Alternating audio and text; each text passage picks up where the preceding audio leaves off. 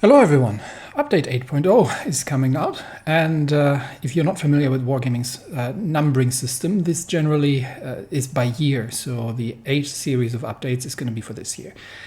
I am going to do this a little differently. Traditionally, I will walk you through the patch notes. It's a very lengthy amount of patch notes, and I think given the current situation and with everything that's been going on in the last, well, we're almost, it was 8 weeks now, almost, and I think we're more interested in the things that are impactful and the things that have not been addressed in these patch notes, because I think it's relatively highly anticipated. So I'm going to be rearranging that a little bit. I'm going to be skipping over a lot of the fluff, like collaborations, new portraits, new premium ships, Ninja Turtles, and all this kind of stuff. So instead, we're going to focus on the things that I think are the most important, starting from that. As you can see on the background color, this is actually from the bottom of the patch notes, mostly on the bottom, at the bot behavior. So they have acknowledged that bots are a problem. If you've been following the dev channel on Discord, then you already know that. And they have prepared a concept paper for improvements by the looks of it. We don't know the details of that or what that entails, but the patch notes now say officially that we now understand that this has been a source of frustration for many players. Yes. It might seem like a simple fix, and no, it doesn't, honestly, because if it was simple, I think it would have been done by now. The sheer fact that bots have completely different physics behavior to the rest of players tells me that this is a completely separate part of the code base, which maybe had copy pasted at some point, or may have been like a late addition or something.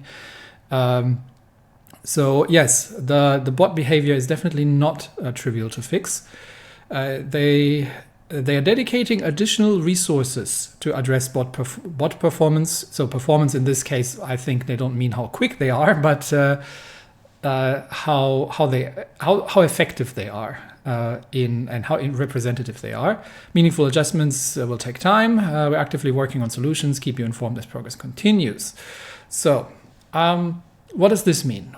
Two things. First, well, we already knew that they are now looking into bots after we've raised hell for a long time, more actively, and they have pulled in a different team. Now this could be a team pulled from somewhere else, given that's a larger developer, or with NetEase, or it could be that it's contractors, we don't know, but they have created a separate team. So this is important, right? Because a big criticism that I can already see, and that has been going through the early discussions we had about the patch notes was, and you'll be seeing about all the things that are coming. Yes, that's a lot of stuff, but why can't we just focus on things? So instead what they've done is they've stick to the roadmap with their normal team, but they've pulled in additional people to deal with the bot improvement project. We don't have a timeline yet, but it's a start, and applause, honestly, because this has been a very long-standing issue. Next up, still reading from the bottom, we have a list of 5 changes that are being made with this update. And we'll start with point 4 in that. It's called a performance optimization update, and this is, it's misleading. So let's read it very carefully. It says we're focusing on a performance optimization update, so with 8.0 presumably then, aimed at improving stability and responsiveness across all devices. Our goal is to ensure smoother gameplay and so on. Performance, generally in a technical term, if you're talking about software systems, means how fast something is, how well it utilizes resources, how responsive it is as a user experience. The big issue here that we've been highlighting, one of the big issues besides bots that we've been highlighting, is crashes, because a lot of people can't play for more than 2 battles before the game just crashes. Sounds like some form, maybe it's a memory leak, we don't know. But the only word in this paragraph that could relate to that is the stability part. So I wouldn't necessarily get excited about this just yet, that they actually fix these crashes. because it sounds more like a general, we're going to make this, we're going to be working on performance, we're going to make it smoother, we're going to make it more using less resources available, or making it more responsive on lower end devices, that sort of thing. And not explicitly calling out the frequent crashes does not leave me with the highest hopes that this is actually being addressed. But it might be. We will have to see. It certainly, if it isn't, then this is going to be an issue that we will continue to highlight. Other than that, what's important? The next tech line. Actually, let's talk about single realm matchmaking. So this is ongoing. This is and in my opinion, this has the potential of reducing the impact of bots quite a bit. So I don't know if that's the reason they're doing it, or if it's just generally a reason to deal with the relatively low player count. But the idea basically is that you don't just get matchmaking against people on your server, but people on all servers. So we will see how that works in terms of lag and additional issues, because that might get quite interesting if we're suddenly starting to see European players show up on the North American server. But it is to be seen. Certainly, it's an interesting change, and if they can handle this sort of at the back end with fast server-to-server communications in some way, it might be feasible. But we will see how this plans out. What else do we have? Pan-American battleships. Yeah, this is one that I'm actually scared of. I've had a peek at PC, and it's basically an Atlántico line. Let's not kid ourselves or pretend otherwise. It's an Atlántico line with hyper-maneuverable battleships with murderous 200mm plus secondaries. So if that gets ported the same way to Blitz, then yikes. We will see how it turns out. We've had instances in the past where ships that were completely overpowered on PC ended up actually being relatively well balanced on Blitz. So I think the balancing team has a pretty decent track record, and hopefully the experience with the Atlántico, where legal hurdles actually had to be overcome in order to nerf that thing a little bit even, was a... hopefully that experience has taught them to be careful with these things. At least they're tech tree ships, so they can be nerfed much more easily. But I really hope it's not what we all fear it's going to be, another Atlántico line, but this time with tech tree all across everything, which will then power creep everything that hasn't yet been power crept by the British battlecruisers. So we will see what that turns out to be. Given that it's a tech tree line and free to play, I will actually be enjoying and reviewing that. So we've got a skybox upgrade, which skybox I assume is the bit above water, and just make the sky a bit prettier, and a general UI overhaul progress. So there's going to be some UI work. Now the reason I'm putting this relatively low on the list of priorities here is because I think it's actually not something someone's really been asking for, short of the graphics are generally looking a bit dated. So the question is here, what are they focusing on? Is it the controls? Is it the port UI? Or is it the actual graphics in-game? Are we going to get wave patterns and other things? So I don't know, but we will see what comes out of it. It is a high priority for them. So I am crossing my fingers here pretty literally, that it actually involves in-game graphics rather than just changing the color scheme around or moving the controls to different places like we've had a couple times in the past. All right, let's talk about the next big item on my list here. Supership matchmaking update. Oh boy. So superships are now displaying as tier 11, which is what they've always been, but function as tier 10 in matchmaking. Oh, what could possibly go wrong? Oh my gosh! So they get a two-tier matchmaking spread, which means if you're in a tier 9, you're gonna be facing tier 11s. You know what's even funnier? You can do a tier 9 carrier anchor or something like that. So tier 9 has just been comprehensively kicked in the shin. But we will see how bad it is going to be. But I'm assuming that it's going to be quite entertaining in the high tiers at this point. And given the sheer amount of tier 9 premiums that are out of there, I think people might not be the happiest about this, but we will see how bad it really gets. My experience with the past Supership event was that most people playing Superships had absolutely zero idea how to play them. So most of them were relatively harmless. Oftentimes the bot Superships were more dangerous, which brings us to the second very, very good bullet point here, because AI-controlled Superships have been disabled. Yeah, this wasn't supposed to be there in the beginning. They have said initially that there would be no bot Superships. And this might, to a degree, be the reason why the like, all jokes aside, why the tier spread, the matchmaking spread is in there.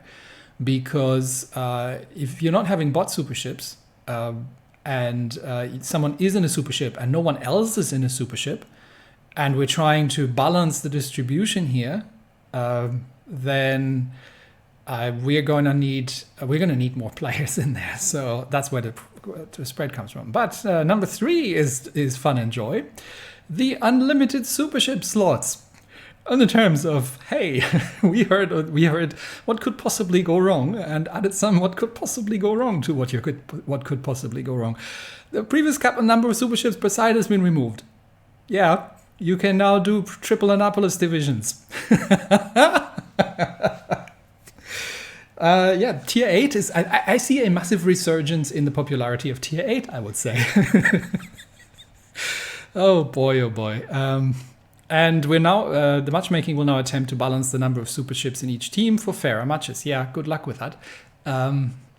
So we've got tier 11s in tier 9 games now, or well, tier 10 games with that count. So tier 9 ships can face tier 11s, and there's an unlimited number of tier 11s, plus obviously tier 11 divisions going to be in there.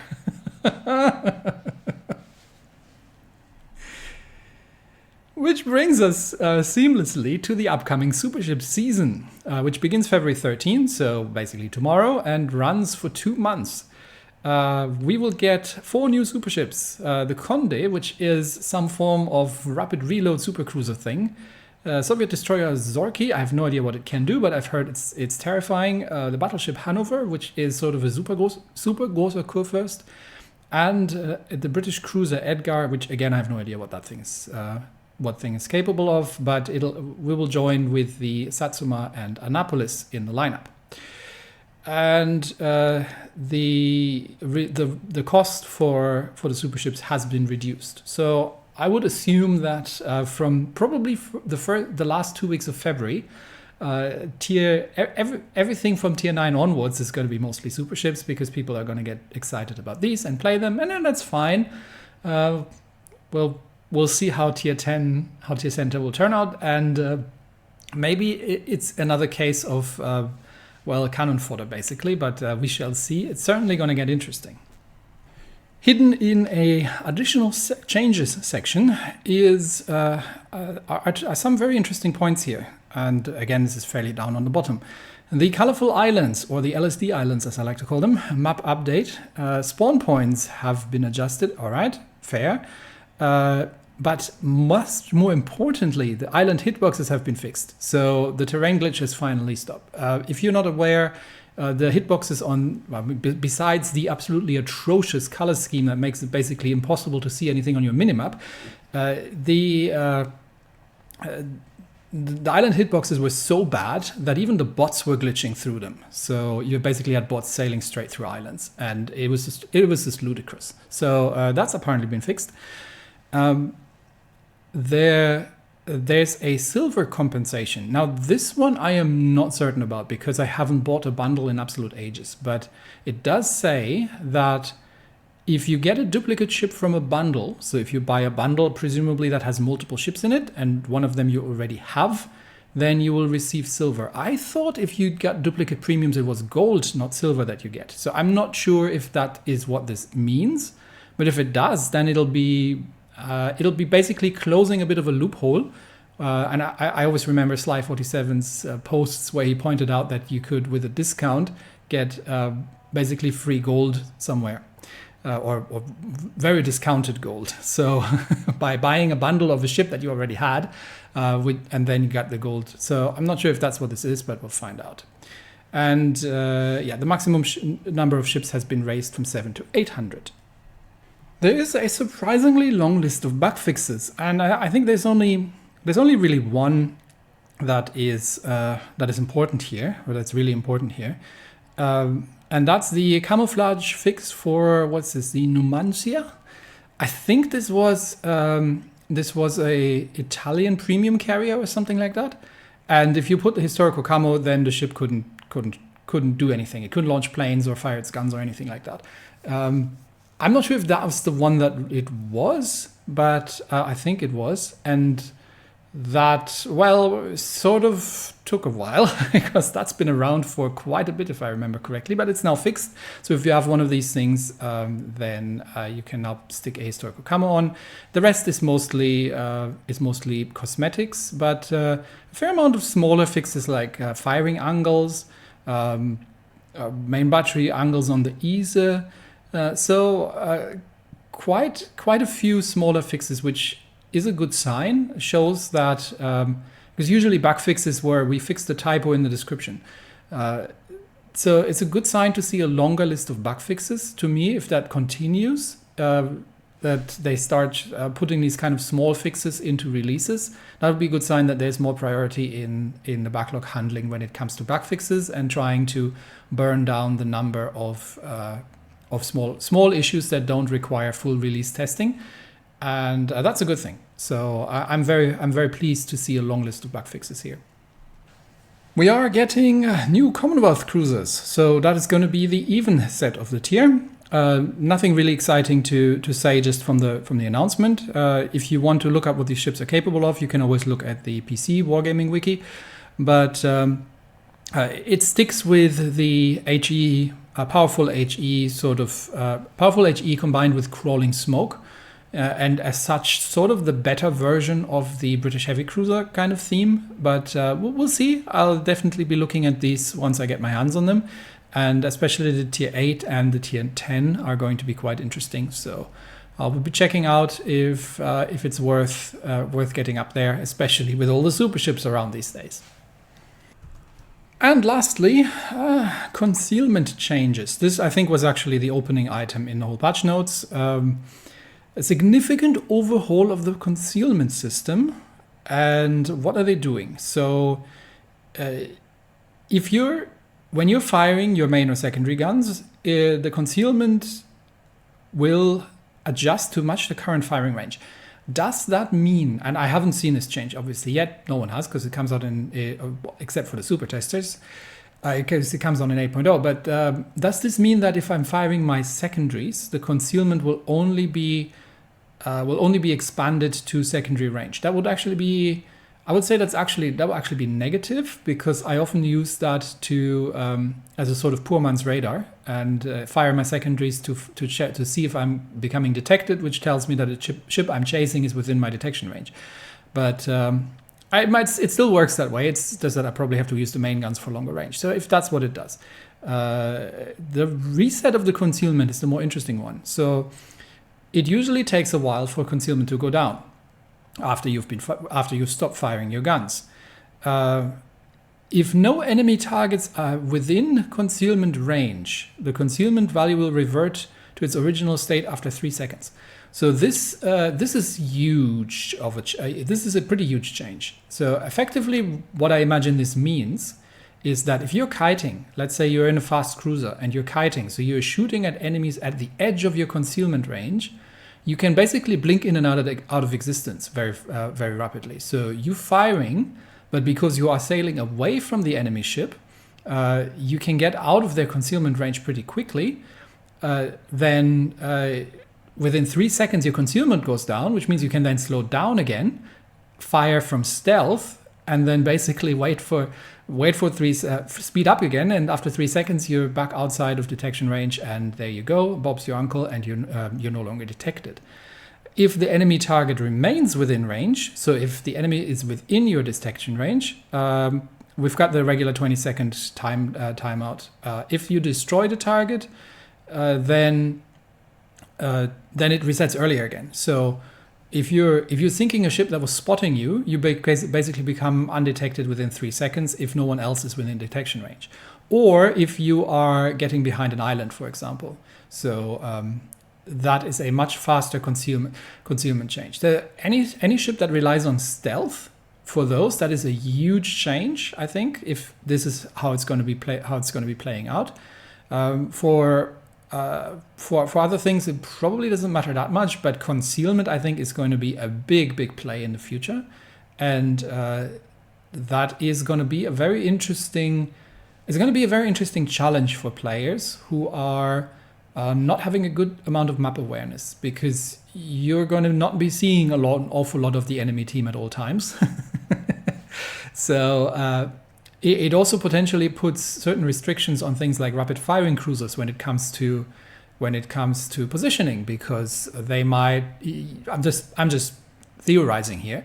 You might be the only ship that's spotted because you're the only one firing your guns at this point, and everybody else is already down to their base concealment. So you're inviting a lot more return fire if you're sitting, say, in a Worcester or a Des Moines, and you're very rapidly firing your guns at enemy targets from position. So positioning might become more important, and keeping in mind where the threat is, where the battleships are, where the destroyers are, because you might not actually be able to see things that easily.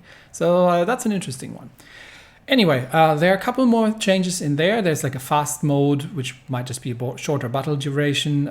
There's faster invites and all this kind of stuff. Collaborations, new premium ships. There are actually no rebalancing changes this time around. So if you want to read the full notes, have a go. It's a very lengthy one, but these were the important parts for me that I wanted to summarize in this particular order. And that's it for me today. Thanks, everybody, and I will see you next time. Bye-bye.